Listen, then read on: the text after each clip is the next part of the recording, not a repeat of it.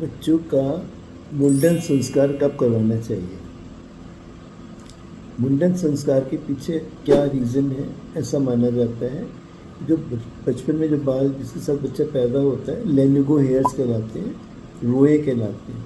वो कमज़ोर बाल होते हैं, तो कमज़ोर बालों को हटाने से जब नए बाल आते हैं तो अच्छे रोएदार बाल आते हैं। वो धार्मिक मान्यताएं भी है। अब कब करवाना चाहिए, बड़ा इंपॉर्टेंट सवाल है। देखिए, बच्चों के यहाँ पे छोटे बच्चे जो बॉर्न होते हैं नए नवजात शिशु में, यहाँ पे होता है एक सॉफ्ट स्पॉट, एक मुलायम जगह होती है, उसको बोलते हैं एंटीरियर फंटनल। एंटीरियर फंटनल क्योंकि बच्चों की हड्डियाँ जो है कई टुकड़ों में होती है, वो हड्डियाँ एक दूसरे से मेम्ब्रेन से जुड़ी होती हैं। तो उसी के नीचे बच्चे का दिमाग होता है, हम सबका दिमाग होता है। तो जो बच्चा बड़ा होता है तो यहाँ पीछे वाली फंटनल भी होती है, यहाँ साइड में भी होती है। तो ये जैसे बच्चे बड़े होते हैं हड्डियाँ आपस में जुड़ने लगती हैं। तो ये 1.5 साल की उम्र में जाके भरता है। मेरा अपना मानना है साइंटिफिकली कि जब तक ये भर ना जाए तब तक उसके ऊपर मुंडन नहीं करना चाहिए, कोई चीज़ नहीं चल उससे अवस्था कुछ भी नहीं चलवाना चाहिए, क्योंकि इन्फेक्शन होने का डर भी रहता है, नीचे ब्रेन है, उसको चोट लगने का भी डर होता है। तो 1.5 साल की उम्र पे जाके ये एंटरनल फेंटरनल भर जाता है, तो उसके बाद ही डॉक्टर की राय माने तो उसके बाद ही करवाना चाहिए।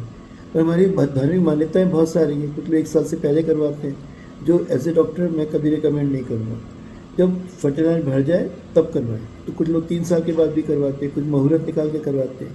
अब जब भी आप मुंडन करवाएं तो सबसे पहले क्या करना है कि इस जगह पे पहले उसको अच्छे से एंटीसेप्टिक सोल्यूशन, यूजुअली सेवलॉन को प्रेफर किया जाता है, उसका माइल्ड सोल्यूशन बना के सेवलॉन से सिर पे कर दिया जाता है। इससे क्या होता है, एक तो ये चिकना हो जाता है और ये डिसइंफेक्ट हो जाता है पूरा इलाका।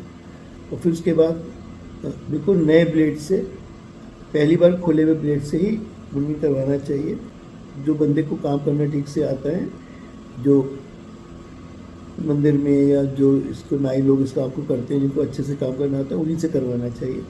और उनका भी जब वो करने जाते हैं तो उनका पूरा उस्तरा या जो भी है उसको अच्छे से सैनिटाइज़र छिड़क के, या फिर उसके अंदर सैनिटाइज़र छिड़क के, या इस तरह से सैनिटाइज़र होते देखिए सेवलॉन है, या फिर इसको छिड़क के, और उनके हाथों को बिल्कुल सैनिटाइज करने के बाद ही, जैसे हाथ पे आपने ले लिया अच्छे से, तो 2-3 बार हाथ में लिया और अपने हाथों को ऐसे करके सा से सीधा, ऊ से उल्टा हाथ,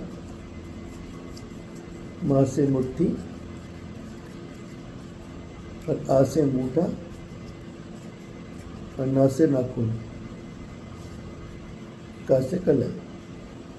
जब ये बिल्कुल अच्छे से बनने के बाद, हाथों को सैनिटाइज करने के बाद ही हमें, और उस्ते को बिल्कुल साफ़ करने के बाद नया ब्लेड लगाएं, उसके बाद ही हम मुंडन करवाएं। कोई गंदे हाथों से मुंडन नहीं करना है, ठीक है, तो कोई इन्फेक्शन लग जाए बेकार बच्चे को। वो हो गया। जब उसको आप मुंडन कर लें, बाल बाल जब कर दें तो हल्के गुनगुने पानी से उसको सब साफ़ कर दें, कपड़े को साफ कपड़े से ये करके उसको पूरा साफ़ कर दें। और उसके बाद उसके जो जलन हो रही होती है थोड़ी सी बच्चों को, तो उस पर मॉइस्चराइज़र लगा दें। तो इस तरीके से मुंडन संस्कार करना चाहिए। बच्चे को जब करवाए तो हल्का सा दाब के थोड़ा पकड़ के रखें। बच्चे रोते हैं, डर के मारे ऐसा सब करते हैं, तो चोट लेने का डर होता है, कटने का डर होता है, और कटा तो इन्फेक्शन जाने का डर होता है उसके ऊपर। इससे बच्चे को अच्छे से ऐसे करके रखें, सिर को थोड़ा कंट्रोल करके रखें ताकि बच्चे से हिल ना पाए।